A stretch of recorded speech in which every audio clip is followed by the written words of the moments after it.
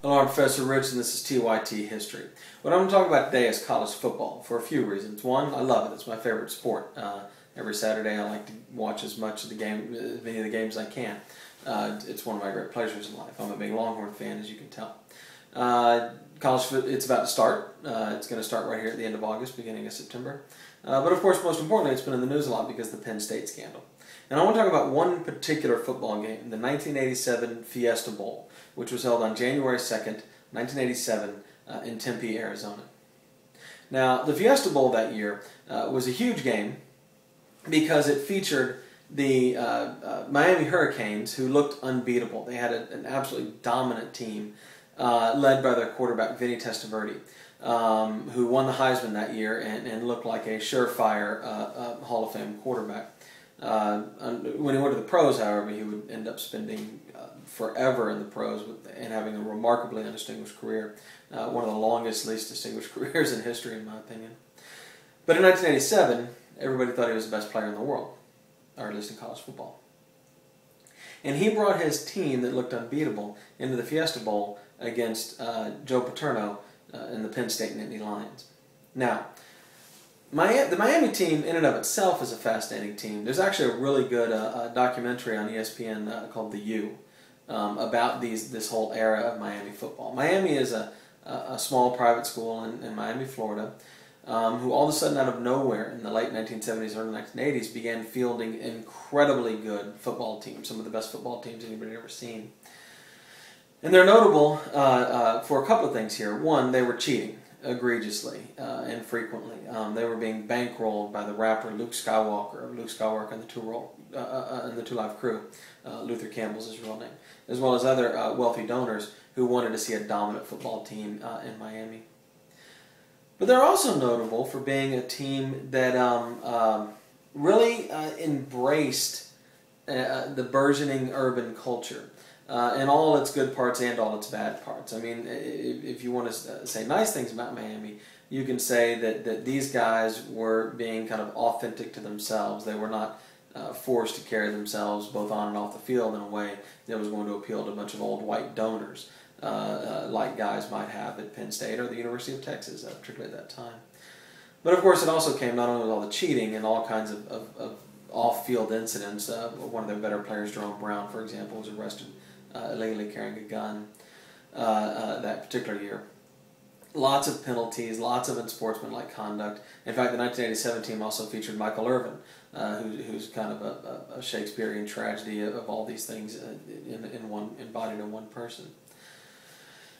But they were undeniably great, and they were also undeniably representative of an urban minority culture. Again, with all the good and the bad things that come with that. Penn State, on the other hand, was quite the opposite. Penn State had the already legendary Joe Paterno. He had already been there, I guess, 20 years at this time. And they, of course, had this reputation of doing everything the right way, and character was their big watchword. And they were really, at least on the surface, and everybody in 1987 believed, the anti-Miami. And in fact, that game, when Miami got hooked up to play against Penn State, was called by sports writers good versus evil. I mean, it was that blatant, Penn State obviously being the good and Miami being the evil. It was an enormous game. It was number 1 versus number 2, which back before the BCS system rarely ever happened at all, much less in a bowl game. I'm going to do another video after this one about how Paterno could have had another number 1 versus 2 matchup in a bowl game, but chickened out. Not look for that. The game was so big they moved it from its original date, which was supposed to be, I believe, the day before on New Year's Day. They actually moved it to the 2nd to get a bigger TV audience because it was going to be a de facto national championship game in a time before there really ever were national championship games. It was a major sensation. Over 25% of televisions in America were turned on to that game. And at least as of 2007, according to Sports Illustrated, it was the most watched college football game in history. I don't know if that record's been broken, but nonetheless, you get an idea of the magnitude. Ronald Reagan, who was under heavy fire for Iran-Contra and had refused to talk to the media. This is actually really the height of him pretending he couldn't hear Sam Donaldson over the helicopter. because he didn't want to talk about Iran-Contra. He actually came on at halftime and did a kind of a non-interview. Bob Costas was very clear that this was not an interview, it was a discussion. And they talked about everything but the news. It was a cultural phenomenon. And the idea is that Penn State represented, they didn't say this at the time, I don't think directly, but it seems clear to me, Reagan's America. Conservative, rural, small town, old-fashioned, real America. And Miami represented this new America. You know, think of this as the Ronald Reagan presidency. We're talking about welfare queens. We're talking about him going to Philadelphia, Mississippi, where they killed those civil rights workers, and giving a speech on states' rights. This was a time of Jesse Jackson running for president, of course. And this is a time when you really have this conflict between black culture moving into the mainstream in the form of rap music and stuff like this, and Ronald Reagan running on this nostalgia. Not running, he's already been elected twice, but Ronald Reagan kind of representing this nostalgia for the good old days of America. And here it was, perfectly tied up in a football game. It's really remarkable. That year, in fact, Joe Paterno would become Sports Illustrated Sportsman of the Year. And in the write-up about him, they would call him Saint Joe. Now, of course, if I told you this story 2 years ago, you might find it fairly interesting. But what makes it so interesting today is now we know what was going on at Penn State. And I should be clear. We don't know for sure that anything untoward was happening by 1987. We know that it started in 1994. I think you have to assume that Sandusky did not begin these activities in 1994. And he was the defensive coordinator for the 1987 Nittany Lions. Now, the game didn't need any help being big. And I don't think it needed any help being a cultural landmark in the way that these frivolous things become landmarks in our culture. But it got help when Miami decided, instead of wearing the suits that the Penn State players and most other big universities wore at the time, to the events and getting off the bus and the airplane, they were going to wear army fatigues. They're going to war, was their attitude. Now, before bowl games, they'll have these big dinners where both teams come and they're supposed to shake hands and be friendly, and they do these skits where they kind of poke fun at each other. At this event, Miami appeared to not show up in their fatigues, but when the Penn State players began getting up and doing skits, the Miami players became offended at one point, and Jerome Brown, the guy who gets arrested for having a handgun, illegal handgun, just a little bit earlier than this, will jump up, tear off the clothes he's wearing, and have the fatigues on underneath. He'll scream, "Did the Japanese sit down and eat with Pearl Harbor before they bombed them?" He said, which is kind of funny in and of itself. Now, he said this, if you go back and read columns, and I actually did this, most of them talk about Penn State doing a skit where they have a giant can of hairspray, and they say it's Jimmy Johnson's hairspray. Jimmy Johnson's coach of the Hurricanes, and he's kind of famous for having this super hairspray hairdo. But if you talk to the Miami players, they talk about a joke the Penn State team made where the punter for Penn State said this: "We're one big family," he said. "We even let the black guys eat with us at the training table once a week." Now, obviously, he meant this as a joke. But I find it easy to believe that the Miami players, who already feel lots of racial tension, who are already talked about as being this kind of urban hip-hop team in a very derogatory way, I understand why they felt like maybe they were being sneak attacked. Now, Penn State fans think it's very funny that, I believe it was Bruno responded, "Excuse me, but didn't the Japanese lose the war?" But if you go back to what Jerome Brown said, did the Japanese sit down and eat with Pearl Harbor before they bombed them?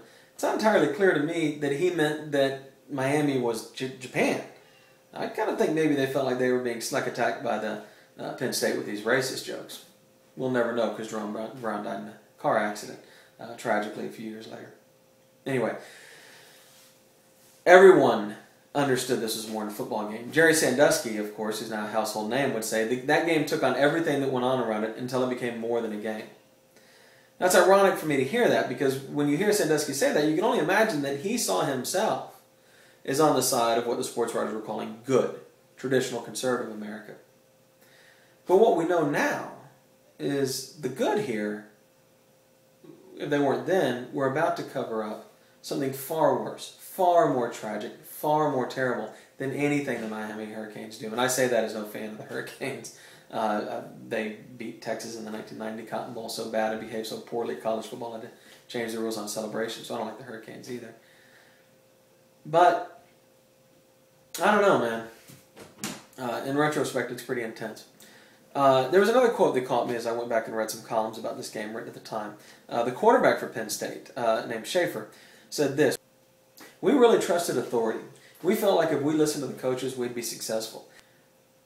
When I hear that quote, I think about all those kids who just trusted the coach, because they were told that if they listened to their coach, they would be successful. And if they did things the right way, and they didn't act up, and they didn't question authority, which in a lot of ways is at the heart of what the Miami Hurricanes were all about, then they would be successful, that everything would be all right. But it wasn't all right. Now, this doesn't vindicate anything Miami did. If you're a Miami fan and you think this all of a sudden makes you right, well, you were no more right or wrong than you were before. But it does, I think it's a really interesting meditation on good and evil, and even when things look right, are they really right? And so anyway, I've been thinking about the game a lot.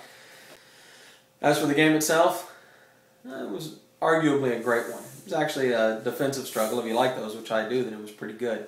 It ended with Vinny Testaverde having a chance to win the national championship there in the biggest game ever televised, maybe, throwing an interception with 18 seconds left to a Penn State linebacker. Anyway, I don't know if you're a fan of college football, or if you care about it or think about it, if you remember that game or you don't. But I think it is a morality tale, and I think people thought it was a morality tale in 1987. But here we are with 25 years worth of hindsight, knowing a lot more than we did now, and that morality tale looks a whole lot different. So the next time you hear someone saying something like, "We really trusted authority.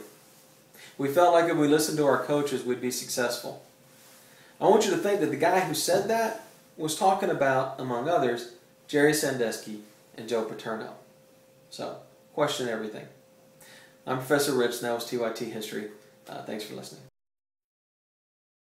Young Turks, it's my favorite.